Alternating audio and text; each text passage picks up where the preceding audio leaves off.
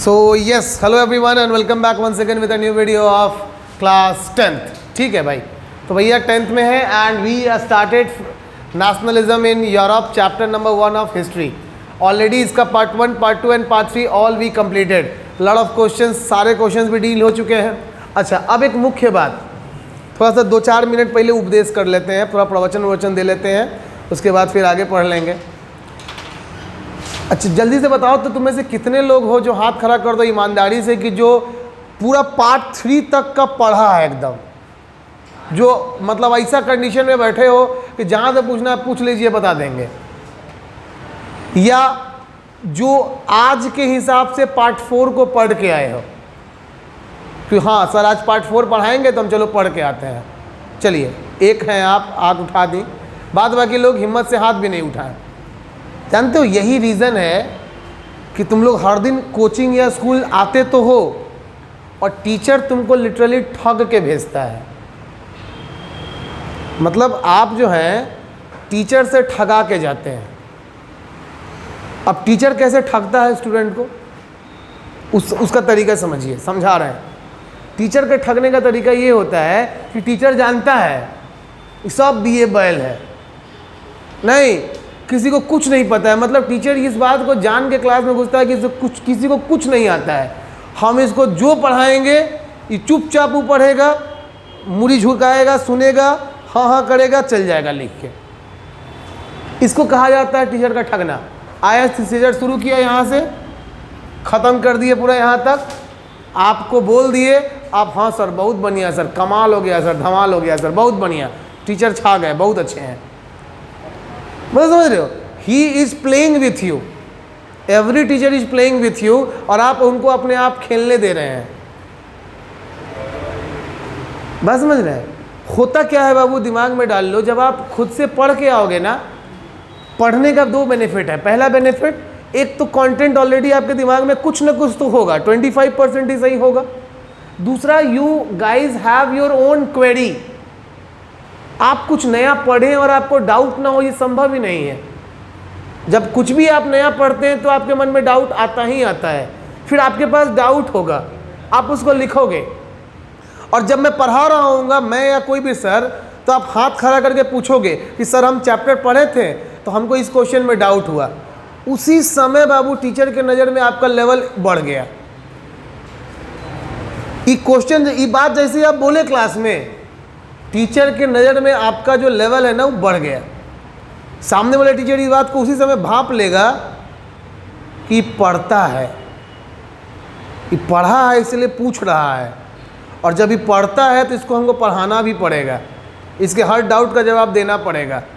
तो तुम्हारे लिए टीचर कॉन्शियस हो गया. अब वो किसी और को पढ़ाए ना पढ़ाए, तुमको ज़रूर पढ़ाएगा, क्योंकि तुम पढ़ना चाह रहे हो और तुम पढ़ के आ रहे हो, तुम इंटरटेन कर रहे हो. हम जब छोटे थे ना, कम से कम 5-6 तक हम दादाजी के साथ ही सोते थे, शायद बताए हों आपको. और दादाजी हर दिन उनका सिस्टम था कि जब वो ड्यूटी से लौटते तो कुछ ना कुछ खरीद के लाते. फेवरेट होता था क्रीम रोल, और वो रात में कहानी सुनाते. और शर्त था हम दोनों के बीच में, बात ये थी कंडीशन कि जब तक हम हूँ करते रहेंगे, मतलब उनको लगेगा कि हम जगह हैं और उनकी कहानी चालू रहेगी. मेरा हूँ बंद हुआ, उनकी कहानी बंद, मतलब मैंने एंटरटेन करना उनको बंद कर दिया. उनको लग गया कि अब ये सो गया है, वो भी सो जाते. This was continue till 5-6, class 5-6 तक ये चला है, ऑलमोस्ट. तो लॉजिक यही है, आप टीचर के साथ एंटरटेन ही नहीं कर रहे हैं.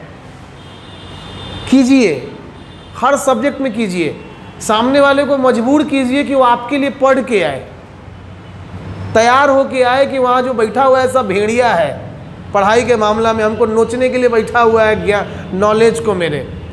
नहीं, जाएंगे टूट पड़ेगा सब लॉजिकल क्वेश्चन से, टॉपिक रिलेटेड. इसके लिए कुछ नहीं करना है तुमको, केवल एक काम करना है. आज ही हम पढ़ाएंगे, कितना पढ़ा लेंगे, मुश्किल से मुश्किल 2 पेज, मैक्सिमम 2 से 3 पेज पढ़ाएंगे, उससे ज़्यादा नहीं पढ़ा पाएंगे. ये फैक्ट है, और कोई टीचर नहीं पढ़ा पाता एक क्लास में उससे ज़्यादा. उतना ही तो तुमको पढ़ के आना था. आपको रूटीन मालूम है, आप उतना कंटेंट पढ़ के आइए, अपना डाउट लिख के लाइए बुक में, कॉपी में, क्लास में छा जाइए. हीरो बन जाइए क्लास के आप, टीचर फोकस करके तुमको पढ़ाएगा। तो ठगाओ मत यार टीचर से, मतलब समझ रहे हो, मेरा पैसा वेस्ट हो रहा है और आपका टाइम वेस्ट हो रहा है, दोनों का ख्याल रखिए। ठीक है ना बात? चलिए अब शुरू करते हैं। We will start part 4 of chapter. देखिए पार्ट 4 ऑफ चैप्टर जल्दी से मिलेंगे हम लोग। और फर्स्ट आप बुक खोल लो अपना एनसीईआरटी, पार्ट 4 हम लोग सेकंड पैराग्राफ की बात करेंगे, है ना। हालांकि हम तो पूरा पैराग्राफ है लिखवा देते हैं तुम लोग को, लेकिन फिर भी पार्ट 3 में क्या बाकी है बता। अच्छा ये जर्मनी वाला समझाना बाकी है, ठीक चलो। सो पार्ट 3 में जैसा कि मालूम चला कि we have left Frankfurt parliament. चलिए सो जल्दी से ये पहला टॉपिक बता दूं आपको, फ्रैंकफर्ट पार्लियामेंट में एग्जैक्टली हुआ क्या था। यू कैन से कि 1848 that was a time when France में लुइस फिलिप भागा था। हम लोगों ने लास्ट क्लास में करा था कि भाई 1830 revolutions started, a bad condition started in France, which resulted 1848 a heavy revolution take place in France, and this causes Louis Philippe, the Tsar या the king of France, flee from there। वो भाग गया France से। और उसके भागने के बाद 2-3 बातें हुई थी जो मैंने आपको लिखवाया भी था। वो क्या था आपका, number 1 national assembly was restored, दोबारा नेशनल असेंबली को रिस्टोर किया गया। Monarchy was just abolished, monarchy खत्म हो गई, है ना। उसके बाद वर्क, राइट टू वर्क दिया गया सबको, मतलब फ्रांस के हर सिटीजन को काम करने का अधिकार दिया गया। उसके बाद workshops started everywhere in France. ठीक है, ये न्यूज़ जैसे ही बाबू वर्ल्ड के यूरोप के दूसरे कंट्रियों में पहुंची, हर जगह रेवोल्यूशन शुरू हो गए। और उन्हीं में से एक रेवोल्यूशन हम पढ़ रहे हैं किसके बारे में, जर्मनी के बारे में। सो Germany exactly when German people heard about the revolution of France, they also plan to do the same. उन्होंने भी सेम करने का सोचा। और एक डेट आपके बुक में दी हुई है, इट इज 18 मई 1848। डेट तो बाबू बहुत इंपॉर्टेंट है, अलग से पूरे चैप्टर का डेट और इवेंट को लिख लेना। पहले ही शायद हम बताए थे आपको, डेट लिख लिए मतलब समझो कि ऑब्जेक्टिव के तुम हीरो बन गए इस चैप्टर के। आपसे ऑब्जेक्टिव नहीं छूटेगा, मोटा मोटा मेन बात समझ लो, डेट और इवेंट बहुत इंपॉर्टेंट है इस चैप्टर से। ठीक है, so 18 May 1848 this was the day when German people, how much, कितने लोग, 831 German people marched towards where, Frankfurt parliament. Frankfurt exactly a kind of assembly, right. तो it was a kind of assembly, a kind of hall, simple भाषा में hall था। ये लोग वहाँ मार्च किए। मुद्दा है कि मार्च क्यों किए, what were the demands. So they want exactly a constitutional monarchy, they were not against monarchy. एक बात समझिएगा, जर्मन पीपल, अभी जो इस समय की बात हो रही है, they were not against monarchy, राजा के खिलाफ नहीं थे, but they just want a constitution, they just want a uniform law, a standardized system. एक एडमिनिस्ट्रेशन चाहिए था इनको जो एक स्टैंडर्ड सिस्टम हो। ठीक है, तो भैया ये लोग जुड़ गए, ये लोग आ गए और फ्रैंकफर्ट पार्लियामेंट में घुस गए।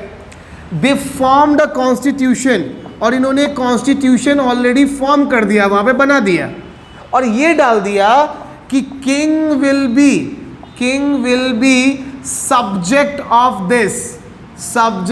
दिस, मतलब राजा भी इस कॉन्स्टिट्यूशन का हिस्सा होगा, सब्जेक्ट होगा, मतलब his power will be also check by the constitution, and if the constitution state that it will be correct, then it will be only you can say impose over या regulate over the country, नहीं तो वो नहीं होगा, non violent हो जाएगा। ये आप में भी है ना, तो सुन लीजिए ध्यान से। ठीक है बाबू, like there was a group of people, है ना, असेंबली के अंदर ग्रुप ऑफ पीपल को एक तरीके से यू कैन से कि फॉर्मुलेट किया गया था। देखिए ये अगर फ्रेंच रेवोल्यूशन के समय चले तो उस समय उनको कहा गया था द डायरेक्टर्स, लेकिन यहाँ एनसीईआरटी ने ऐसा कुछ नाम स्पेसिफाई नहीं किया है।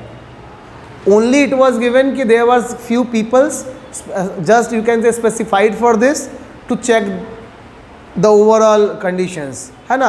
कोई अलग से कोई पोस्ट हो, कोई ऐसा कुछ हो, ऐसा कुछ दिया नहीं गया है. ठीक है, चलिए.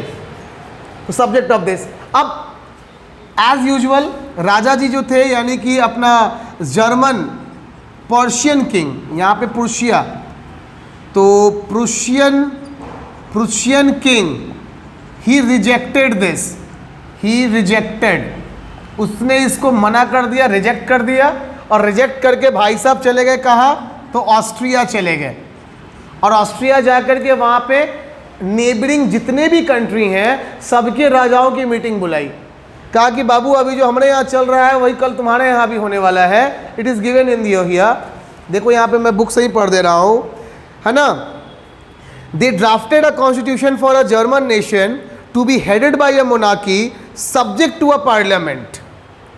When the disputees offered the crown on these terms to Friedrich William IV, King of Prussia, he rejected. It was joined other monarchs. He joined other monarchs, मतलब दूसरे पड़ोसी राजाओं को उन्होंने ज्वाइन किया, है ना. एंड मिलिट्री बिकम्स, एक सेकेंड, अपोज, हाँ ठीक है, कहाँ गया, sorry, monarch to oppose the elected assembly. While the opposition of the aristocracy and military becomes stronger, the social basis of parliament eroded. The parliament was dominated by the middle class who resisted the demands of workers and artisans and consequently lost their support. अब देखो आपसे question क्या आएगा, एक question लिख लो, शायद नहीं लिखवाए हो. Why the parliament eroded? Why the parliament eroded? Eroded का मतलब होता है खत्म हो जाना या भंग हो जाना. सिंपल भाषा में इरोड वर्ड का हम लोग यूज़ करते हैं पार्लियामेंट के केस में, इसको भंग करने के लिए, है ना. जैसे हमारे यहाँ क्या होता है, अगर मान लो लोकसभा में देयर इज़ अ 272 ऑफ, ये बहुमत का आंकड़ा है, 272 MP जिस पॉलिटिकल पार्टी के हो जाएंगे उसकी सरकार बन जाएगी. अब अगर मान लीजिए हमारे यहाँ क्या होगा कि 272 से कम MP अगर आपके पास हैं तो आप कहेंगे कि लोकसभा भंग हो गई. नहीं, अगर मान लीजिए कि बीजेपी के पास 250 MP हैं, कांग्रेस के पास मान के चलिए कि 220 MP हैं, और आम आदमी पार्टी के पास मान के कितना बचा, 545 में से 543 में से, तो 250 220 चला गया तो कितना हो गया, तो ज़्यादा ही हो गया लग रहा है हमको. नहीं, हाँ 200 है तो कितना 250, अभी भी ज़्यादा है ही, यहाँ 240 करने दो तो बचा 3 ना. हाँ 3 MP है. देखो समझा रहे हो, वो सब समझिए, है ना. तो अगर ऐसी कंडीशन बन जाए कि बीजेपी के पास 240, कांग्रेस के पास 200, आम आदमी पार्टी के पास 3, तो ना ये कंडीशन में है कि किस गवर्नमेंट बना ले, ना ये इस कंडीशन में है कि गवर्नमेंट बना ले, और ना ये इस कंडीशन में है कि गवर्नमेंट बना ले. ऐसी कंडीशन में क्या होगा, गवर्नमेंट बनेगी ही नहीं, और हम लोग कहेंगे लोकसभा भंग हो गया. बोलो क्या होगा. अच्छा 103 होगा, हाँ 103 होगा, सही है. तो किसी की गवर्नमेंट नहीं बनेगी. नहीं, कोलिजन नहीं करना है. सिंपल सा आप ये समझ लीजिए कि भंग का मतलब क्या होता है. तो हम लोग को ये समझना है कि जर्मन पार्लियामेंट यानी कि फ्रैंकफर्ट पार्लियामेंट भंग क्यों हो गया. Reason behind is Erode. ठीक है, 2 रीज़न थे. नंबर 1 रीज़न लिखना है तो लिख लो, सुनना है तो अच्छे से सुन लो. The reason behind parliament's erode. Number 1, the military लिख लो. द मिलिट्री, हाँ इसी का आंसर है जो भी बोले हैं. अच्छा sorry,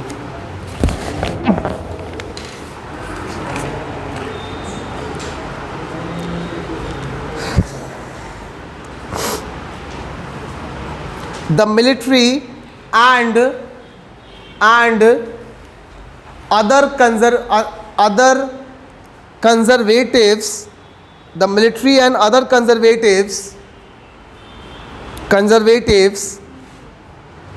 by the support of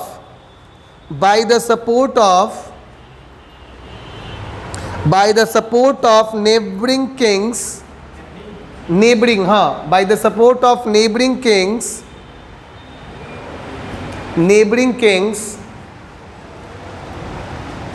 suppressed the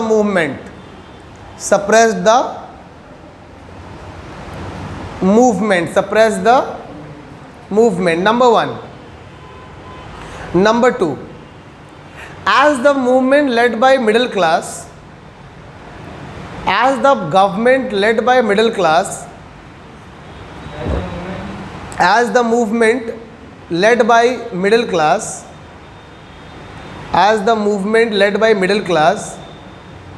who were very less in numbers, as well their demands were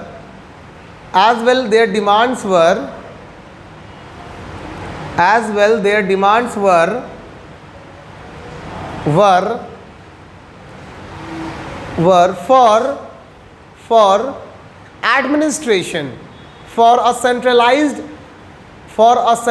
administration.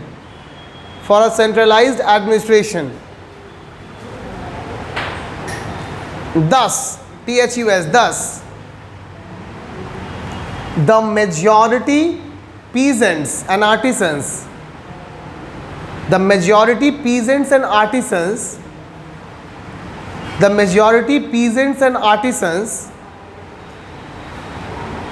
find theirself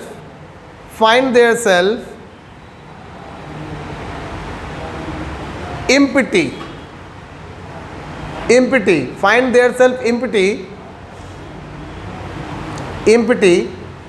full stop. This resulted they removed their support. They removed their support. ठीक है, done. पूरे का मतलब समझिए। मैंने आपको simple भाषा में पहला तो ये ऑलरेडी बता दिया है कि कैसे राजा ने हेल्प लिया एंड मिलिट्री की सपोर्ट से, साथ में मोनार्की यानी कि कंजर्वेटिव जो कि मोनार्की में बिलीव करते थे, उनके सपोर्ट से पूरे मूवमेंट को दबा दिया। ये पहला बात था जो हो गया। अब दूसरी और सबसे इंपॉर्टेंट वाली बात समझो। किसी भी सोसाइटी में आप चले जाएं, सबसे ज़्यादा आप अगर 100% की बात करेंगे ना, so from this 100% population, we are talking about population, 100% population में से मैक्सिमम 10% होगा जो रिच होगा। इट इज मैक्सिमम 10% रिच होगा। You can say 25 to 30% maximum होगा जो मिडिल क्लास होगा, और उसके बाद जो बच गया पूरा 60 to 65% ये जो है वो पुअर होगा। मतलब गरीबों की आबादी पहले भी सबसे ज़्यादा थी सोसाइटी में, आज भी सबसे ज़्यादा है, शायद कल भी सबसे ज़्यादा रहेगी, है ना। So this is what exactly the system of that time. अब अंतर समझिए, they are the educated one. ये क्या थे? एजुकेटेड थे, और इनको एक लॉन्ग टर्म गोल दिख रहा था। They want a constitution for a long term purpose, कि अगर संविधान आ जाएगा, राजा उसके कंट्रोल में आ जाएगा, चीज़ें सेंट्रलाइज हो जाएंगी, यूनिफॉर्म हो जाएगा, तो हमारा बिजनेस ऐसे ऐसे चलने लगेगा। 5 साल के बाद का विजन था, समझ रहे हो। और इनका क्या था कि अभी टैक्स काहे नहीं माफ़ हुआ, ये मूवमेंट के बाद अभी क्यों नहीं चीज़ें हुई। इनको जो चाहिए था अभी चाहिए था, तुरंत। और इनका विजन था 5 साल के बाद का, मतलब you can say future basis का। सो इनको अभी होता हुआ कुछ नहीं दिखा। This is the reason they boycotted. मेरी बात समझ रहे हो। अभी मैं आपको मार्केट के हिसाब से आपको लेटेस्ट एग्जांपल देता हूं। नहीं, अभी देखो, न्यूज जाकर देखना, बाजार गिरे जा रहा है, मतलब हर दिन मार्केट गिर रहा है, एकदम तगड़ा गिरान गिर रहा है। नहीं, वर्ल्ड मार्केट में, US market, Indian market, every market is falling every day. अब इसमें 2 टाइप के इन्वेस्टर होते हैं। एक होते हैं इन्वेस्टर्स जो होते हैं बिगिनर इन्वेस्टर। अब वो परेशान है, उसको कल भी गिरा, मंडे भी गिरा, ट्यूसडे भी गिरा, आज वेडनेसडे भी गिरा, वो बेच के भाग गया होगा लॉस में। नहीं, क्योंकि उसको लग रहा है कि भैया लगातार गिर रहा है और गिरते गिरते 20-20 रुपया, 30-30 रुपया गिर चुका है एक शेयर का प्राइस। नहीं, जिसकी कीमत है 100 अंडर 100, उसके प्राइजेस में 30-30, 40-40 रुपये की गिरावट है, और जो 1000 वाले शेयर हैं उनमें 1,500, 2,000 रुपये की गिरावट है एक शेयर पे। बेच के भाग रहा है सब, मार्केट में बिकवाली हो रही है। अच्छा, दूसरे जो है जो लॉन्ग टर्म इन्वेस्टर है, वो लोग ही सोचते हैं अरे आज ना गिर रहा है, कल तो उठेगा, उनके लिए गिरना अपॉर्चुनिटी है। अब हमको एग्जांपल देते हैं, एक शेयर था PV18, नहीं, इसकी प्राइसिंग थी जब हम लिए थे उस समय 76 रुपया पे था ना एक शेयर। उस समय क्वांटिटी था कितना, तो 1000 पीस।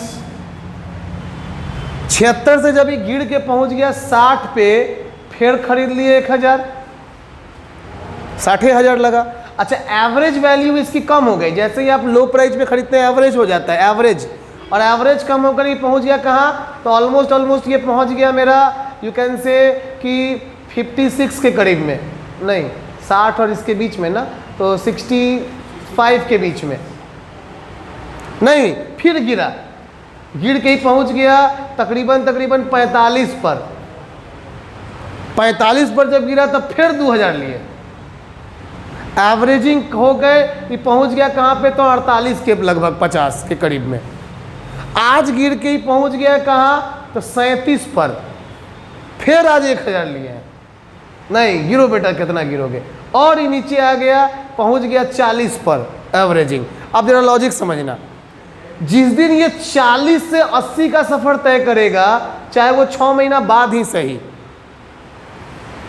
लॉन्ग टर्म समझना कैसे काम करके होता है। जिस दिन ये 40 से 80 जाएगा, आई हैव टोटल क्वांटिटी 1, 1, 2, 2, 4, 1, 5, 5000 गुने 40 रुपया, नहीं 5 चौके 20, 1, 2, 3, 4, नहीं 3, 1, 4, सीधे 2 लाख का profit.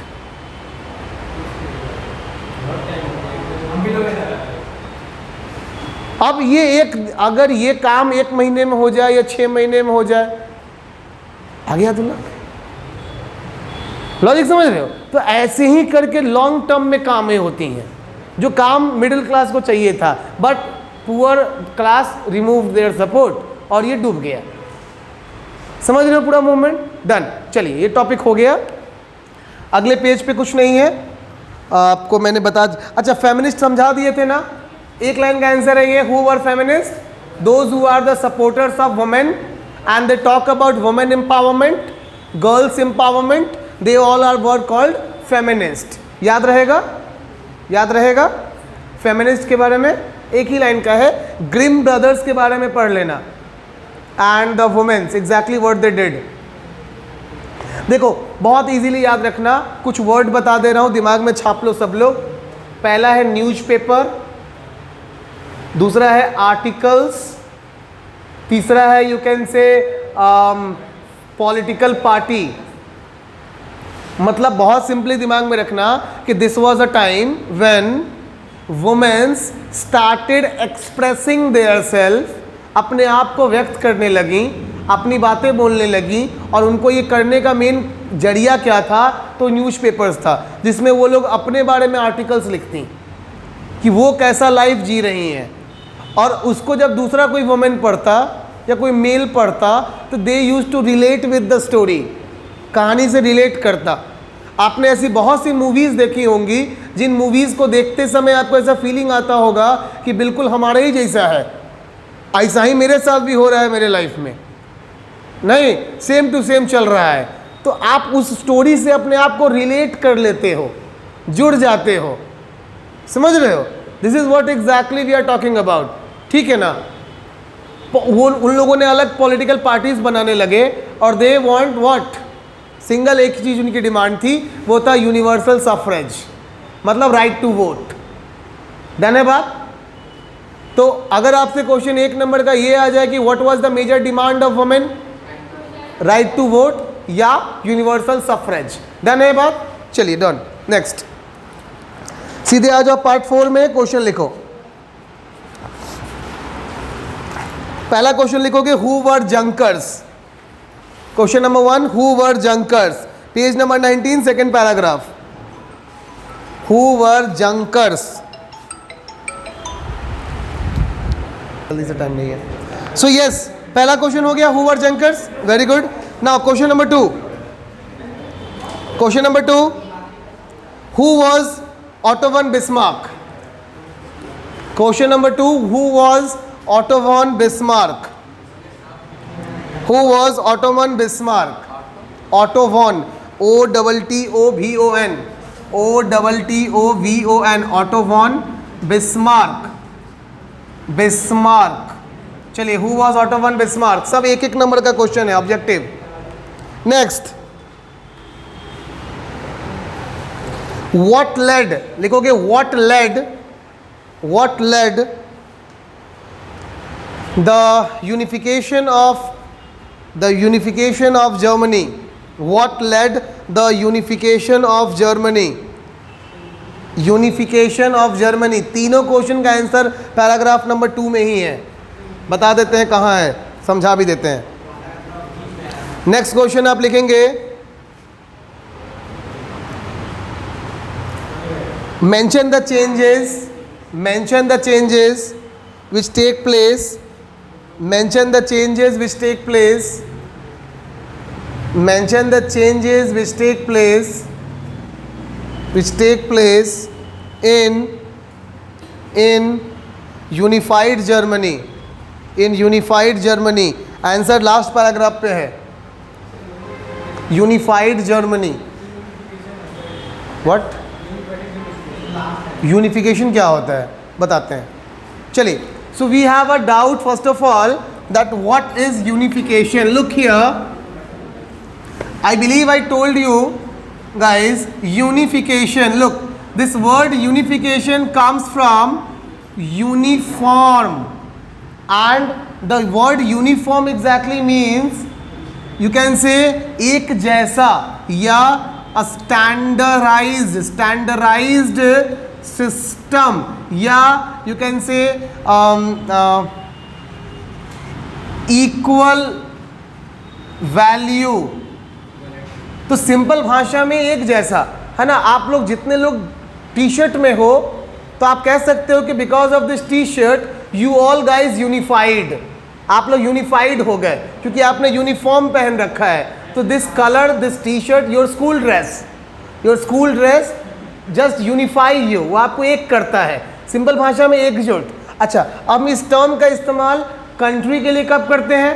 When any country legally clears it's boundary, जब कोई देश अपनी बाउंड्री डिक्लेयर करता है लीगल तौर पे कि हाँ ये जो क्षेत्रफल बना, ये क्षेत्रफल इतना, ये जो है ये ही हमारा क्या है, बाउंड्री है। जब इस तरीके से ये डिफाइंड हो जाएगा, so this will be called, तो हम ये बोलेंगे कि भैया ये हम यूनिफाई हो गए, है ना। अगर ऐसा कुछ हो गया तो हम क्या बोले कि ये जो है स्ट्रक्चर, ये एक यूनिफाइड स्ट्रक्चर है, इसके अंदर इंडिया है, भारत है ना। This is what we call here unification या यूनिफाई। डन है बात? दैट क्लियर है ना।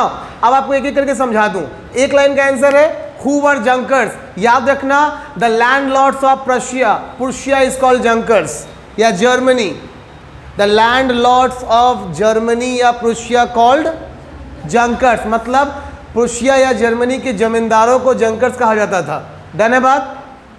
क्लियर है? चलिए नेक्स्ट क्वेश्चन था who was auto von Bismarck, याद रखना he was the chief minister of Prussia, chief minister of Prussia, chief minister of Prussia. Done हो गई बात। नेक्स्ट थर्ड क्वेश्चन था कि व्हाट लेड जर्मन यूनिफिकेशन, दिमाग में छाप लो 3 लड़ाइयाँ, the 3 consecutive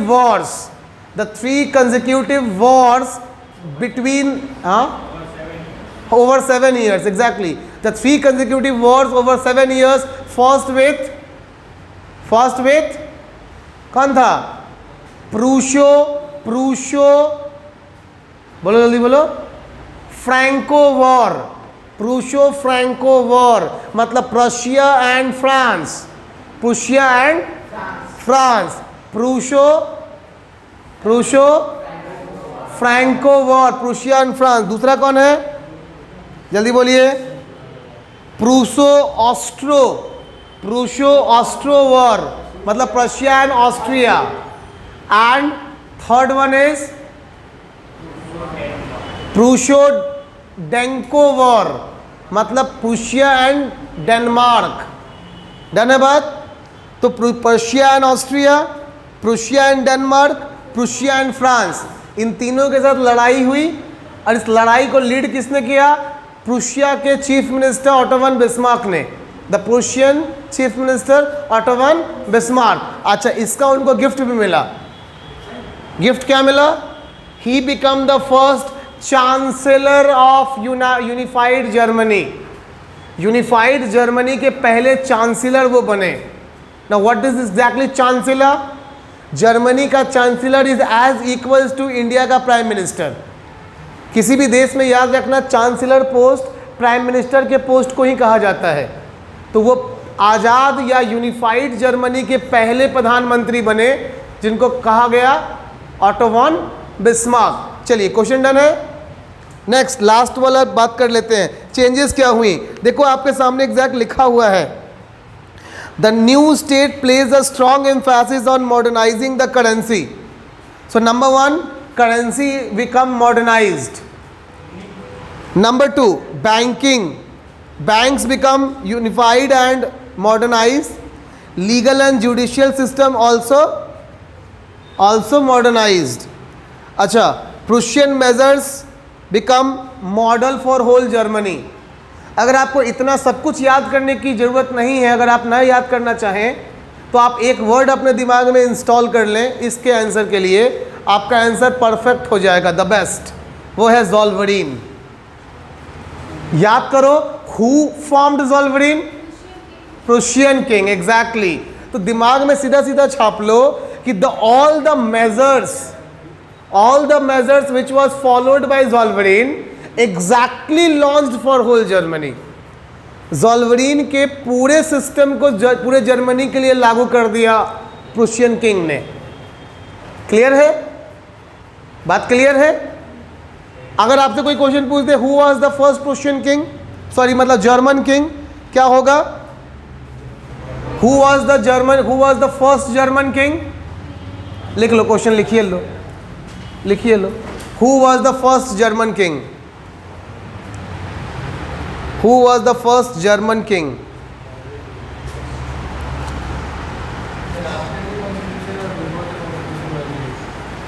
After the constitution, Kaiser William one. कौन? Kaiser William one. अच्छा, यहां पे कैसर क्या उनका नाम था क्या?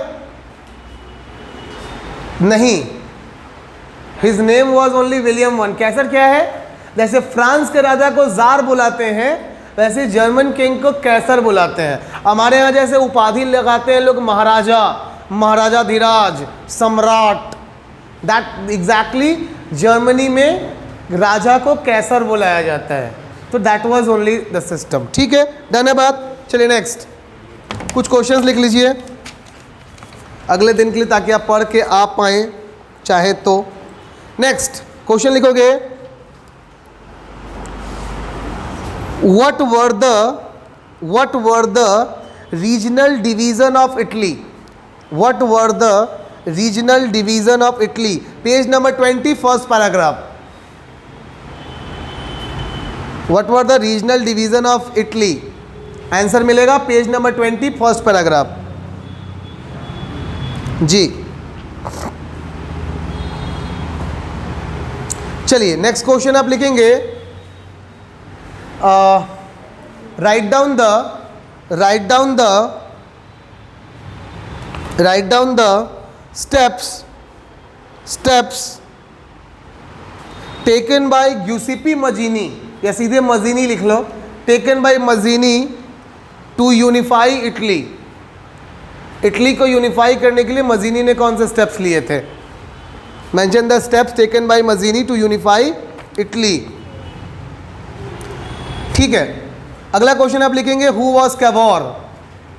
Who was Cavour? Cavour, Cavour, CAVOR, CAVOUR, Cavour. धन्यवाद। नेक्स्ट क्वेश्चन आप लिख लेंगे who was Victor Emmanuel two. Who was Victor Emmanuel two? Who was Victor Emmanuel to?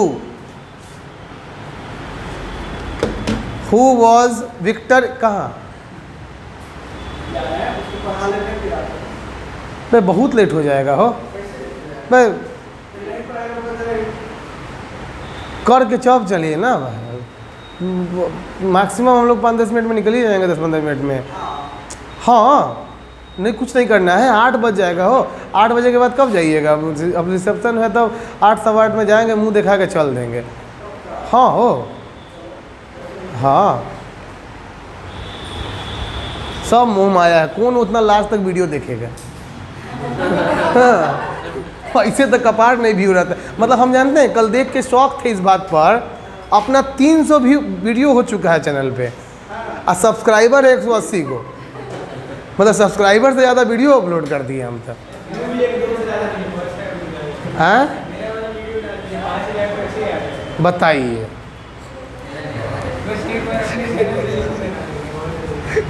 ठीक, हाँ भाई क्या लिखा क्वेश्चन अभी आपने? Who was Victor Emmanuel two? ठीक है, जल्दी जल्दी करते हैं। सेकंड लास्ट जल्दी लिखो तो।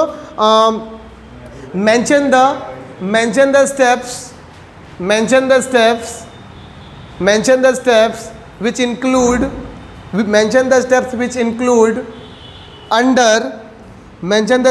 include under Italian unification.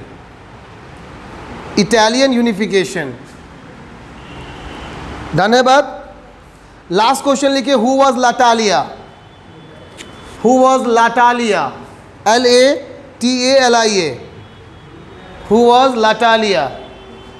बड़ा अच्छा स्टोरी है लाटालिया का। LATALIA। हुआ यूँ था कि मतलब सब कुछ को जीतने के बाद विक्टर इमैनुअल 2 सिसिलीज के पार्ट में खड़े थे। 2 सिसिलीज भी एक जगह है इटाली में, हाँ वहाँ पे खड़े थे और खड़ा होकर महल से चिल्ला रहे थे कि from today we all are Italia. तो सबको लगा, क्योंकि देखो उसके पहले अभी तक लोगों ने कभी अपने आप को इटालियन माना ही नहीं था, तो उनको ऐसा फील हुआ ना कि king was very happy and king in this happy mood shouting her wife name. वो अपने वाइफ का नाम चिल्ला रहे हैं जोर जोर से खुश होके, इटालिया इटालिया। तो लोगों ने इटालिया, उनके पास पहुँचते पहुँचते वो लटालिया हो गया, लोगों तक पहुँचते पहुँचते कानों तक ये लटालिया बन गया। तो लोगों ने एक गलती से भ्रम मान लिया कि this was the name of her wife, his wife, sorry. So ये परसेप्शन है, काइंड ऑफ यू कैन से भ्रम है।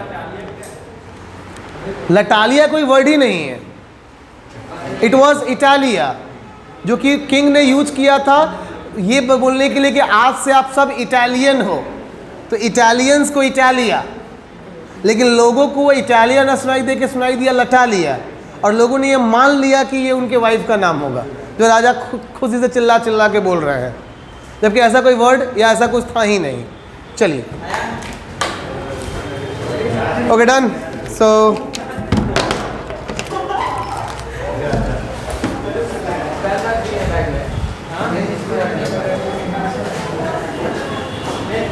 गाइस, चलो बाय।